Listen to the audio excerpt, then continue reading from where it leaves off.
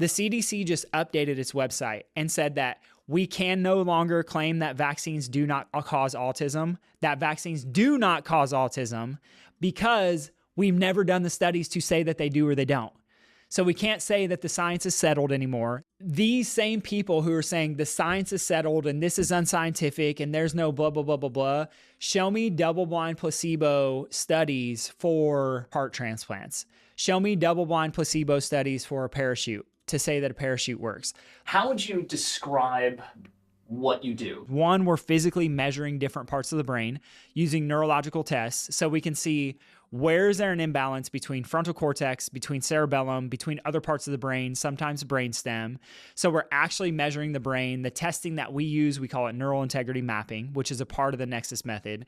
The second part of the Nexus method is being able to take those neurological tests that we find in that neural integrity mapping, and then using that map of someone's brain to guide how we specifically adjust joints of the spine.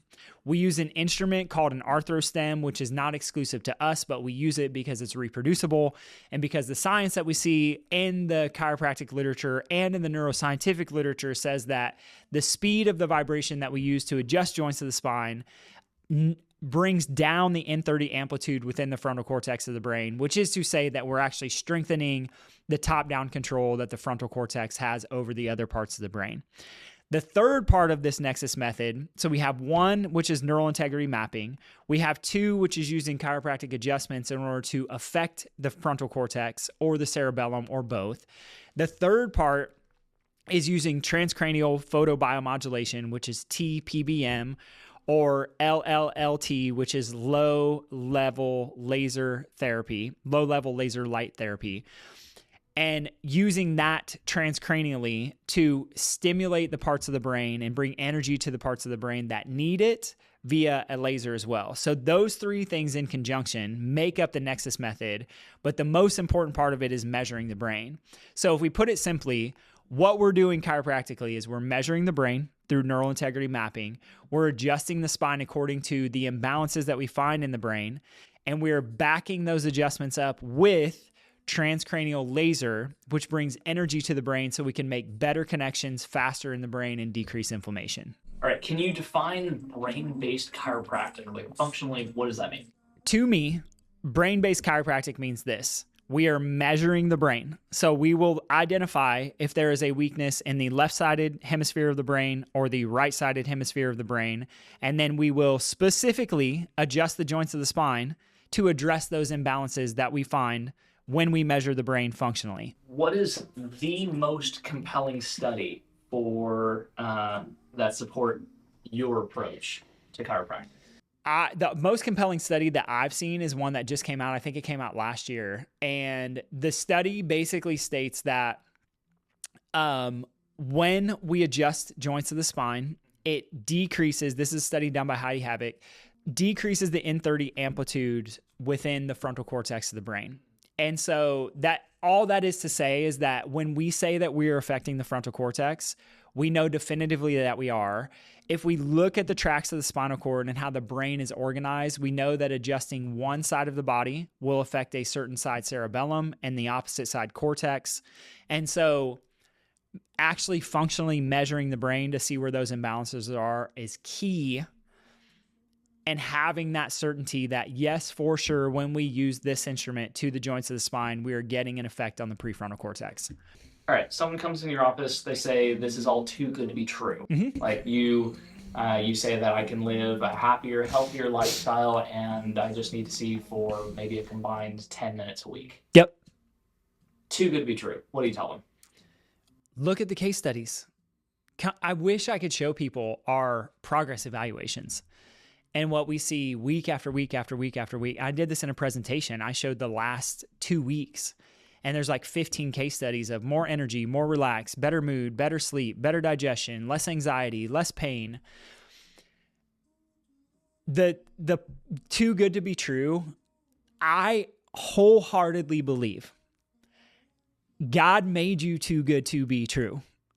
Like he made you so perfectly. This is what people don't get is like, all we're doing is allowing someone to express more of what he already gave them. And people can say that that sounds woo-woo or that sounds spiritual or whatever. But when I've watched kids who I've worked with have seizures their entire life and go hundreds of days seizure-free, when I've watched a mom be able to sleep for nights on end because their kid can now sleep, I've seen relationships restored. I've seen marriages restored. I've seen people get off drugs. I've seen, like, you ask me and I have seen it happen. 15 years of chronic back pain go away. Like, the stories and the case studies and the testimonials are endless. And if that's too good to be true, like, I see it, you know what I mean? And this is the part, is that most people just don't have a belief that their body's capable of healing. People come in and they say that they're broken. I'm jacked up. My back's bad. I have a bad knee. I have a bad, and they just negative self-talk themselves up, but not realizing that the very thing that they're experiencing is actually their body's way of trying to protect itself. It's good to have pain if you have a broken ankle, because it's going to force you to rest so you don't destroy yourself further. The same is true with knee pain or hip pain or shoulder pain or head. Like, it's the body's way of trying to say, hey, something's not right. And often, everywhere else you look is like, the whole medical industry is designed on saying, you're broken, take this thing and I will fix you. And my biggest pet peeve is when people come in and they say, I'm broken, try to fix me. Because the reality is like, I'm not smarter than their body to be able to fix it. Their body only knows how to heal itself. If you could go back to one client, knowing what you know now, one client comes in, you weren't able to help them, how would you do things differently? The only people that we have not been able to help are people who swear that their lives are perfect and are unwilling to admit anywhere that they have stress, are unwilling to acknowledge that anything might need to possibly change in their lives. And a simple example of that would be someone coming in, they've had back pain for their whole life, immense amount of stress when they're young, like parents divorced, abusive household, poverty. Like, this is a real case. Back pain doesn't get better. Remind me what was going on around that time that all this stuff started with you. Well, I had a snowboarding accident. It had to be the snowboarding accident. No. How are your MRIs? MRIs are fine. How are your x-rays? Your x-rays are fine. How are your DEXA scans? DEXA scans fine. How's your blood work? Blood work's fine. Do you have any stress? Nope, no stress. My life is perfect. Those are the only people that I've ever seen not get results. I hear people say this all the time. Well, I believe in it and I believe in you and it's worked great. The problem is like, I've also worked with people who do not believe in chiropractic and do not believe in what I said was true, but for whatever reason, they were so willing to take a risk on it and they've had insane results. So this is not you have to believe in it for it to work. And this is the biggest one. Oh, it's placebo effect. And I'm like, I don't care whether it's placebo effect or not. I work with people day in, day out who do not believe that it's going to work for them, and it works for them. The rigidity of a mindset of a person is the number one setback that I see with someone. And almost every single case, we've been able to overcome that mindset as we start adjusting them, because as the brain gets stronger, the rigidity can go away and they have a little bit more flexibility cognitively, which totally makes sense with the part of the brain that we're affecting. But there's still some people who are so rigid in their beliefs and so willing to cling on to, like, some people just don't want to get better. And like I said, it's been so few times, but there are people who don't want to get better because if they get better, then that forces them into the excuse, or they stop having the excuse to be able to go out and do life the way that they say they want it to happen. So I'll give you an example of this. There's a woman I worked with a long time ago, and she was raised in a household that was like, you need to do well in school. Like, you have to have a 4.0. So her whole identity was founded around this. It has to be perfect in order for me to do the thing. So this person comes in, ton of low back pain, some other issues. I won't share those because I don't want to give away who the person is, but there's some other issues that they had going on physically in their body. And they wanted to quit their job and start this other job, and like literally had a job offer lined up. They just needed to submit their resume. And as I'm working with them, like their pain got a little bit better. But the one thing that they wouldn't do is submit the resume. They were like, nope, still working on the resume. Got to do, it's got to be better. It's got to be better. It's got to be better. And working with them, like they never got fully better physically in their bodies, but I don't think that they wanted to, because it would have forced them to submit that resume and take the risk to do the thing that they knew they wanted to do, but were scared of what parents, whoever else would have thought about them. And so that's like some people, I'm not saying everyone, I think it's very rare, but there are some people who they'll never admit this, right? This is where we talk about awareness. Some people like to have their ailments because if they don't have anything to complain about, then they feel like nobody will hear them or see them, or it's going to hold them to a new standard. Some people say chiropractic is not scientific. What is your polite response?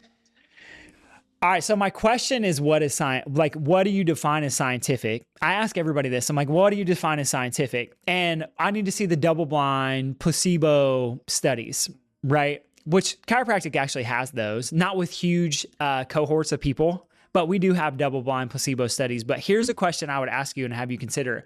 Go find me a double-blind placebo study for a seatbelt. You can't. Why? Because ethically you can't do the study. And so if you just wanted double-blind placebo studies and you needed research and you really wanted research and you didn't want to just call out something that you don't understand, you wouldn't wear your seatbelt because there's no double-blind studies to support it. Go find one. You can't. They don't exist. So it gets into this really interesting thing about what's scientific, right? I can look in Guyton's medical textbook of physiology and show you specifically where every single thing that I teach to people and the way that we work with the body is in Guyton's medical textbook of physiology. None of it is woo-woo. None of it is spiritual. We can leave God out of the conversation, even though that I would argue that God created all of it and knows more than what that textbook of physiology could ever explain. But the reality is that I think that people requesting the research are really just people who don't understand the thing and they somehow want to be validated by being right by calling something else out that they just don't understand. And I don't understand why someone would hate on someone so hard for trying to do something and provide something that they knew was going to help people that has no side effects. So like you look at, like literally we go this route. This is a popular conversation right now. The CDC, did you see this? The CDC just updated its website and said that we can no longer claim that vaccines do not cause autism, that vaccines do not cause autism because we've never done the studies to say that they do or they don't. So we can't say that the science is settled anymore.